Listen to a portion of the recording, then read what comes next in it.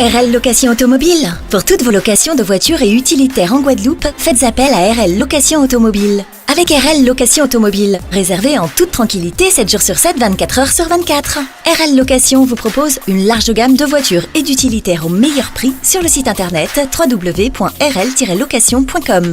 RL Location, c'est aussi l'assistance et la livraison. Pour tout renseignement, contactez-nous au 0590 10 66 87. RL Location Automobile, la location en toute simplicité. Martinique Actualité. Je vous le disais en titre, le procureur de la République a réclamé 30 mois de prison, dont 15 avec sursis, à l'encontre de Rodrigue Petitot. Le tribunal rendra sa décision demain, vendredi. On observera que Rodrigue Petitot purge actuellement une peine de 10 mois de prison ferme pour avoir menacé d'attaquer les mairies. S'il est de nouveau condamné, sa nouvelle peine viendra s'ajouter à celle qu'il purge déjà. Des heurts relativement violents se sont produits devant le palais de justice de Fort-de-France à l'issue de l'audience d'hier. Les gendarmes ont fait usage de gaz lacrymogène face à environ 200 manifestants. Après 2 renvois, c'est aujourd'hui jeudi que doit se tenir l'audience devant le tribunal mixte de commerce de Fort-de-France sur la question de la publication des comptes du groupe GBH.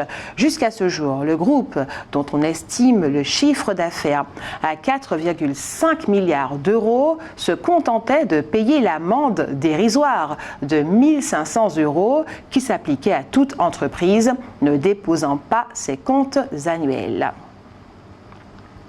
Implantée chez nous depuis janvier 2022, l'association Phytovictimes a présenté hier, mercredi, à Fort-de-France, les derniers chiffres relatifs à l'indemnisation des victimes de pesticides résidant en Martinique.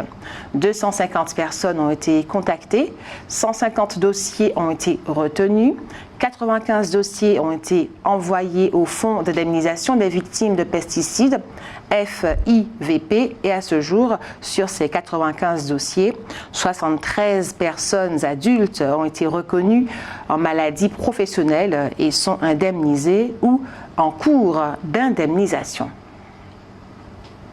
L'enseignement agricole propose plus de 150 formations sur Parcoursup, allant du baccalauréat au diplôme d'ingénieur agronome ou vétérinaire. Il couvre plus de 200 métiers et offre aux diplômés une insertion rapide et durable sur le marché du travail. Ces voies d'excellence accessibles à tous les élèves offrent des réponses aux grands défis que sont le renouvellement des générations d'agriculteurs, les transitions et la souveraineté alimentaire.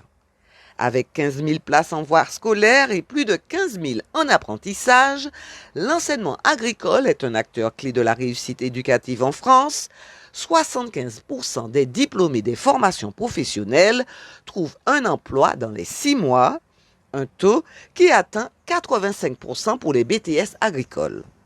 Ces cursus donnent accès à des secteurs dynamiques comme l'agriculture, l'agroéquipement, l'environnement, l'alimentation et l'aménagement paysager, qui affichent une forte demande et des opportunités d'emploi stables et attractives. Le premier accueil mobile des touristes dans le sud a eu lieu hier, mercredi 22 janvier, sur la plage de l'Anse-Figuier à Rivière-Pilote. Ce nouveau dispositif lancé par l'OTSM, entendez Office de tourisme Sud-Martinique, consiste à sillonner les 12 communes de la zone pour aller directement à la rencontre des touristes.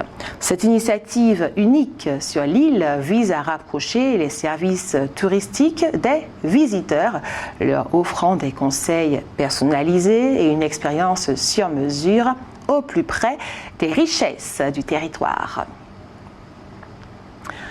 Pour la première fois, TF1 permet au territoire d'outre-mer de participer au vote de la finale de la Star Academy prévue pour après-demain, samedi 25 janvier. Une décision qui concerne plus de 2 millions de résidents répartis entre la Guadeloupe, la Martinique, la Guyane, la Réunion, Mayotte, Saint-Martin et Saint-Barthélemy. Les votes sont possibles depuis ce mardi. Cette 12e session de la Star Academy oppose Marine, 24 ans, originaire du Nord, à Ebony, 20 ans, d'origine guadeloupéenne et fille du chanteur Thierry Cam. L'émission sera diffusée en direct samedi soir sur TF1. Patrick Caram, ancien délégué interministériel aux Outre-mer et actuel vice-président du Conseil régional d'Île-de-France, a exprimé son soutien à Ebony, victime d'un racisme débridé sur les réseaux sociaux. Patrick Caram a également tenu à féliciter Firmin Richard pour son intervention sur TF1 qui a permis d'ouvrir le vote au territoire ultramarin.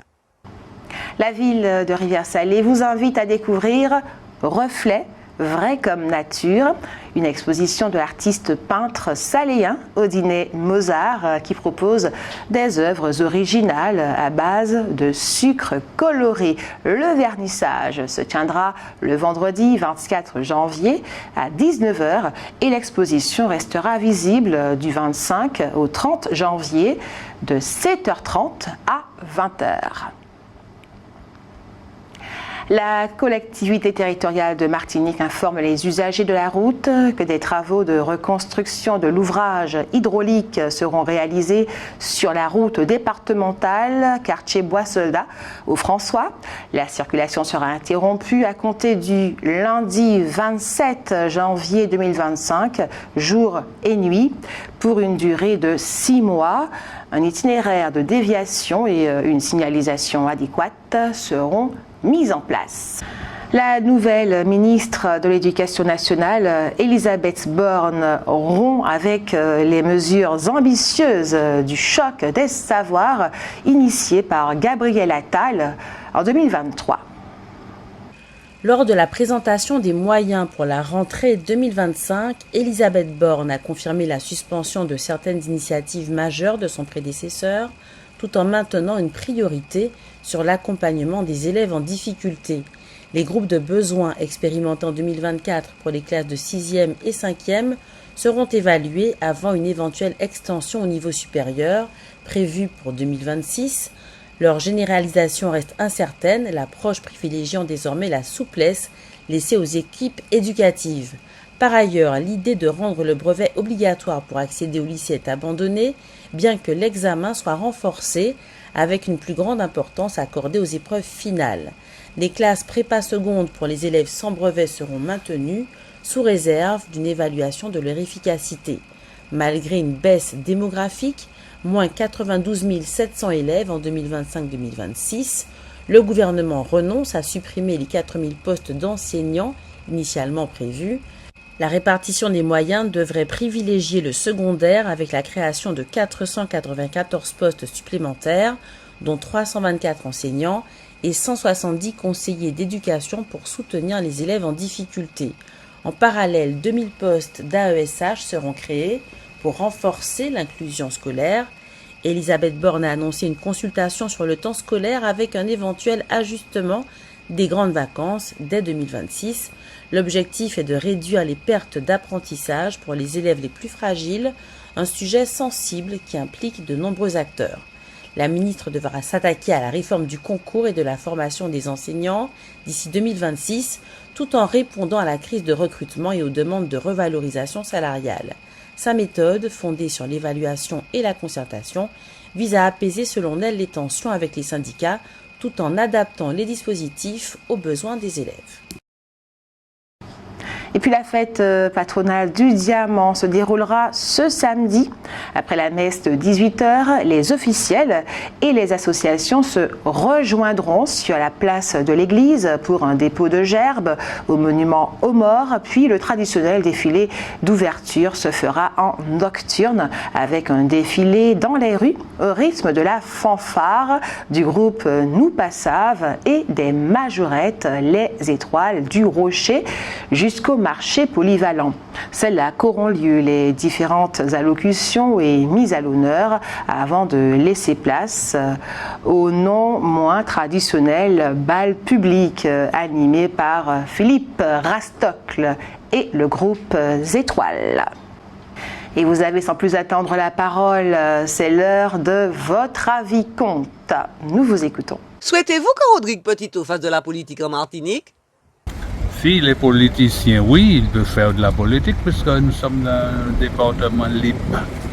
Alors ça c'est son opinion à lui. Mais moi, s'il fait de la politique, je vais le soutenir et puis c'est tout. De la politique, non, pas vraiment. Le combat qu'il mène, c'est très bien, mais la politique, c'est autre chose. Une drôle de question. Et en fait, je ne sais pas. Est-ce que lui-même, il est prêt à en faire? Puisqu'à un moment, il disait qu'il ne voulait pas s'investir. Donc, je ne sais pas. Je n'ai pas d'avis particulier. Il mène un mouvement qui est légitime. Après, est-ce qu'il doit faire de la politique? Je ne pourrais pas vous dire. Ben oui, ça peut apporter un plus puisque nous sommes toujours avec les mêmes éléments de la politique. Un petit changement, ça ferait pas de mal. Comme ça va bouger certaines choses en Martinique pour faire les choses évoluer. Moi, je ne sais pas s'il pourrait faire de la politique parce que déjà on lui met beaucoup de bâtons dans les roues. Donc, je ne sais pas. Franchement, je ne peux pas dire ni oui ni non. Mais je pense qu'il en fait déjà, ce qui fait concerne tout le monde. Donc voilà ma réponse. Il a commencé à en faire, il continue à en faire et c'est important. Ça compte.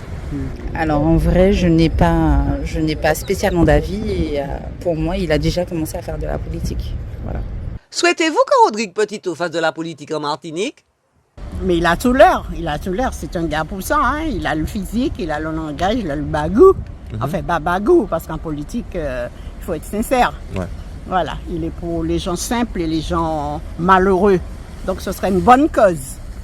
Oui, il peut, puisque il nous a montré, n'étant pas en politique, avec juste un petit groupe, il nous a tout montré. Lutte contre la vie chère et qu'on sort. Donc je pense qu'il peut.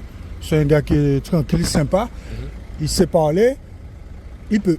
Il va faire de la politique, ça se voit. Tu penses? Oui, si. Qu'est-ce que ça a fait? Le bonhomme ne peut pas faire, ne peut pas avoir eu un engagement sur la vie chère et puis laisser tomber après. Le bonhomme peut-être il va faire plein de choses, mais ce bonhomme-là, ça mettra dans la politique. Ouais. Vous comprenez ces petits taux seulement qui dans la politique qui fait la hole, pas les seulement. On y a dans le gouvernement, on y a mal propre. Mais moi, personnellement, je dis non, parce qu'il va faire comme tous les politiciens. Une fois qu'il sera dans la politique, il va nous oublier. Il va nous oublier, il va plus se rappeler le combat que nous avons mené. Enfin, mais c'est un très bon... Je pourrais dire que c'est un très bon politicien. Il peut faire de la politique, mais je ne souhaite pas, parce que c'est comme tous les politiciens. Une fois qu'il sera arrivé là, il va nous oublier. Moi-même, je vous dis sincèrement, j'ai déjà pensé à ça. Parce que j'ai déjà dit, peut-être pour prochaine élection, qu'il y aura, que ce soit dans la région ou dans une commune, s'il posait son candidature par rapport au combat qu'il mène pour les Martiniquais, je pense que je vais passer. Bien sûr. Je souhaiterais qu'il fait la politique. Mais après d'avoir qu'il met en place ce qui est en train de se passer là. Outremernews.fr, le site de l'actualité Outre-mer, 24 heures sur 24 et 7 jours sur 7. Retrouvez la chaîne Outremer News sur YouTube.